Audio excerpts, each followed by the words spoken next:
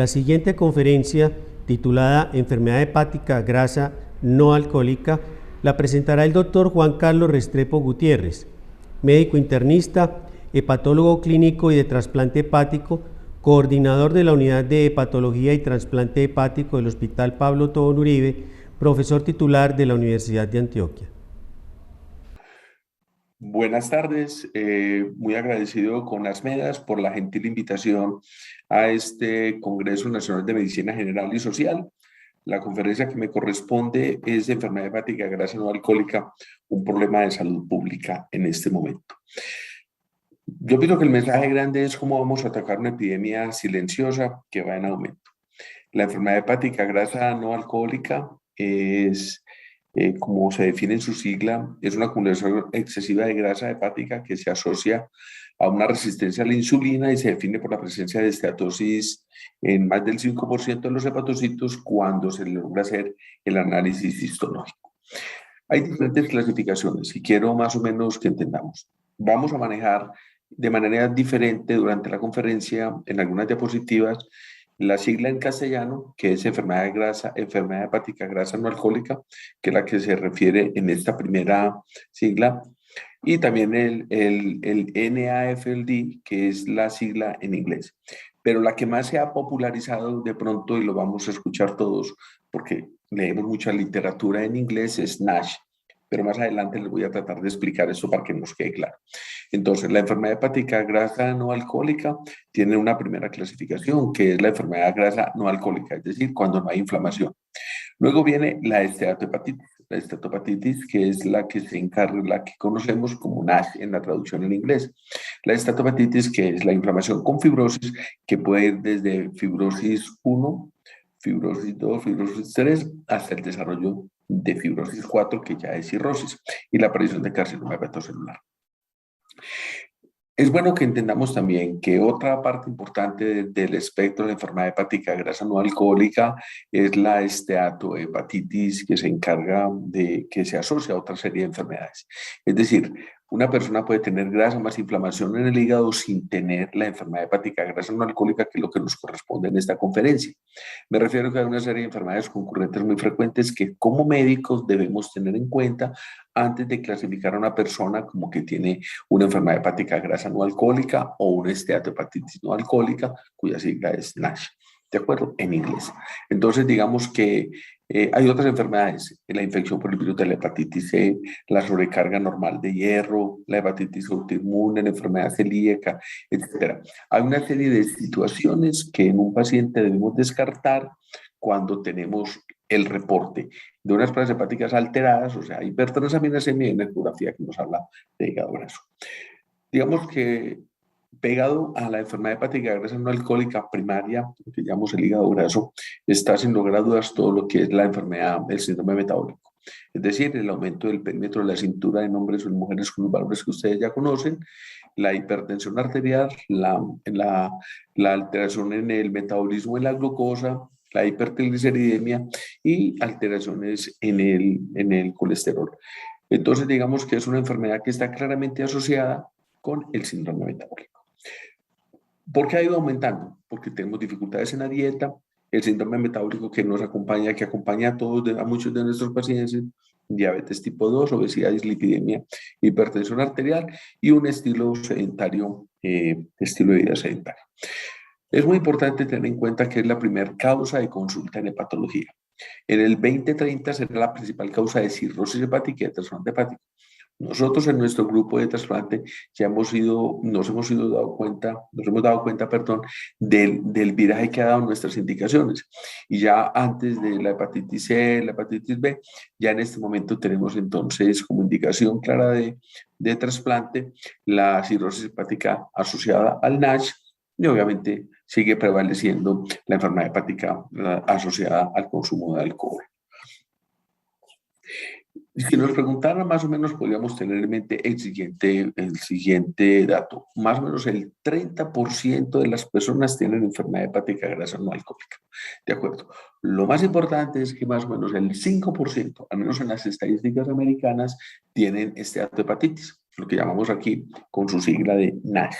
¿De acuerdo? Entonces, una cosa es tener grasa sin inflamación perdón, y otra cosa es tener esteatohepatitis. Entonces, un valor, no digamos que mágico, sino muy homogéneo, es que prácticamente de 100 pacientes que tengamos, 30% puede tener grasa en el hígado y un 5% aproximadamente puede tener grasa más inflamación. Estas son unas diapositivas que nos muestran la prevalencia de diferentes reportes de la bibliografía, pero en general, más o menos, al menos en lo que nos corresponde a nosotros en Sudamérica, un 30% de los pacientes pueden tener enfermedad hepática grasa no alcohólica. Otras diapositivas, ¿cierto? Otros reportes epidemiológicos y más o menos 31% y que van variando en diferentes países y regiones del mundo. En nuestro país no hay estudios grandes de prevalencia. Este es un reporte de un estudio realizado en Bogotá, en donde más o menos se obtiene el mismo resultado en unos hombres analizados en la fuerza aérea, en donde aproximadamente la enfermedad hepática grasa no alcohólica, de 70 pacientes estudiados, el 26.6% tenía de 70 pacientes, el 26% tenía enfermedad hepática grasa no alcohólica. Existe una historia natural, que es lo que más, en lo que les quiero insistir. Esta diapositiva toma la sigla en inglés, que es NAFLD, ¿de acuerdo? Entonces, más o menos, digamos que hay una progresión casi que un 25% progresivamente. Es decir, los pacientes que tienen hígado graso no alcohólico, un 25% hacen NASH, un 25% se vuelven cirróticos, un 5 un 7% ya puede tener aproximadamente hepatocarcinoma. Esta es la historia natural, o sea, ese paciente que tenemos en nuestra consulta, que tiene grasas en inflamación, en un porcentaje importante, puede terminar con esteatohepatitis, o sea, enfermedad hepática grasa, esteatohepatitis no alcohólica o NASH en la sigla en inglés, ¿de acuerdo? Eso es por población, por población, ¿de acuerdo? Tenemos más o menos en Estados Unidos, en una estadística, en esta referencia bibliográfica, que no quedó ahí, que es del Journal of Hepatology, aproximadamente hay 96 millones de ciudadanos americanos con enfermedad hepática grasa no alcohólica. Con esteatohepatitis, un 16%. Y ya cirróticos, 16 millones, y cirróticos ya 3.200.000. Si trasladamos esta estadística a nuestro país, podríamos decir, con enfermedad hepática grasa no alcohólica o NAFLD, tendremos 12 millones de ciudadanos en nuestro país. De ellos, 2.350.000 tendrán NASH, o sea, tendrán esteatohepatitis, ¿de acuerdo? Y 587.000 ya podrán ser pacientes cirróticos. Hay un dato interesante en relación a todos estos datos epidemiológicos y es la genética. Vamos a participar nosotros en nuestro grupo en un estudio de características genéticas de los pacientes, porque definitivamente hay pacientes que están o dentro o fuera de todo lo que es el síndrome metabólico y que hacen hígado graso. Son algunas portadores de variantes genéticas en el PNLP, PLA y en el TMS6F2, que también se asocian con enfermedad hepática grasa no alcohólica. Y es muy importante entender que la enfermedad y el curso de la enfermedad va a depender mucho de la jerarquía de sus factores histológicos. No es lo mismo el que tiene fibrosis 1, fibrosis 2, fibrosis 3 y fibrosis 4, que es lo que al final de la conferencia quisiera transmitirles un mensaje, y es la capacidad de estadificar el paciente que tenemos con hígado graso, ¿cierto? O con esteatohepatitis en cualquiera de estos grupos. El mensaje también grande que quisiera transmitirles a ustedes es que cuando tengamos un paciente con enfermedad hepática grasa no alcohólica, pensemos que su historia natural puede terminar en la muerte por enfermedad hepática asociada, por trastornos asociados a la enfermedad hepática, pero un alto porcentaje de estos pacientes pueden fallecer por enfermedades no asociadas con el hígado, que es la mayoría. Y otro dato muy interesante es que la enfermedad hepática grasa no alcohólica también se está viendo en pacientes delgados. Nosotros tenemos un estudio también realizado que posteriormente vamos a publicar, y esta es una referencia bibliográfica de pacientes que son, entre comillas, la traducción de flacos, pero que tienen hígado graso. Hay múltiples factores que convergen en el paciente que tiene hígado graso. El paciente que tiene hígado graso está enfermo de muchas otras cosas, ¿cierto? Tiene obesidad, tiene diabetes mellitus tipo 2, tiene problemas de aterogénesis, de dislipidemia, síndrome metabólico, incremento del ácido úrico, enfermedad renal, etc. Es un paciente que tiene muchas comorbilidades. Por eso, este es un paciente que tiene un manejo transdisciplinario. el hepatólogo, muchas veces el internista general, el endocrinólogo, el nutriólogo, el cardiólogo. Son todas las personas que convergen en el manejo de este paciente que tiene una enfermedad, que tiene compromiso de diferentes órganos. Y entender que el paciente no solo está enfermo de enfermedad hepática, que tiene una serie de problemas asociados a la enfermedad cardiovascular que posiblemente con el tiempo se vuelven una causa muy importante de mortalidad. Por eso es una diapositiva muy interesante en donde quiero resaltarles que el paciente que tiene enfermedad hepática grasa no alcohólica puede morir por enfermedad cardiovascular, puede morir de enfermedad maligna independiente de la que le afecte el hígado, ¿de acuerdo? Y por enfermedad hepática asociada. Es muy importante tener esto para tener en mente la tamización y el seguimiento de los pacientes y detectar precozmente cualquiera de las enfermedades. Esta diapositiva simplemente recordarles que el manejo del hepatocarcinoma digamos que tiene una clasificación que nos permite hacer manejo que en momentos puede ser hasta curativo si tenemos una detección precoz del paciente con este problema. Estas son las escalas de las diferentes terapias. Trasciende un poco el interés de esta conferencia, pero el mensaje que les quisiera decir es que los pacientes con detección precoz de hepatocarcinoma tienen la opción de curación. Y en tratamientos que ya luego en conferencias posteriores podemos explicar. Y definitivamente a medida que progresa la enfermedad, que no es lo mismo tener hígado graso no alcohólico, tener la enfermedad hepática grasa al que tiene NASH. El que tiene NASH evidentemente puede morir de enfermedad hepática, pero puede morir de muchas otras causas adicionales. Y a medida que aumenta la fibrosis, pues aumenta la mortalidad. Es muy importante cuando hagamos el diagnóstico, cuando tengamos al frente al paciente que tiene hígado graso, entender cuáles son los pacientes que tienen alto riesgo de hacer fibrosis. El mensaje de esta diapositiva, que es muy conocida seguramente por ustedes, que es del Journal of Hepatology, es entender que los pacientes mayores de 50 años, nosotros los hispánicos, el paciente que tiene diabetes, que tiene obesidad, que tiene hipertensión, que por pruebas no invasivas tiene fibrosis, que tiene hipertransaminasemia, tiene mayor riesgo de hacer fibrosis en el tiempo. Y que existen una serie de predictores clínicos que nos permiten saber con ese paciente que tenemos al frente si tiene o no riesgo de fibrosis, que son lo que es el score NAFLD, el APRI, el FI4 y el BAR. Todo esto lo utilizamos nosotros en hepatología en el interior de la consulta, pero puede ser perfectamente utilizado por el médico general, por el internista o por el endocrinólogo que esté apoyando el manejo de este paciente.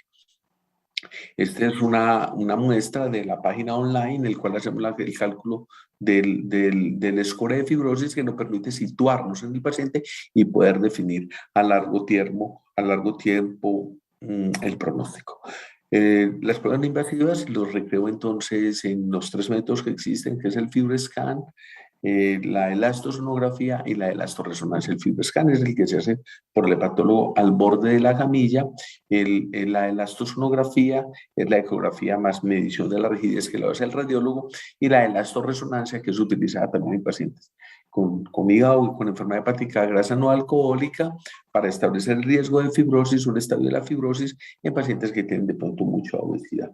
El informe grande es de kilopascales que nos habla de la rigidez hepática y nos permite ubicar el grado de fibrosis.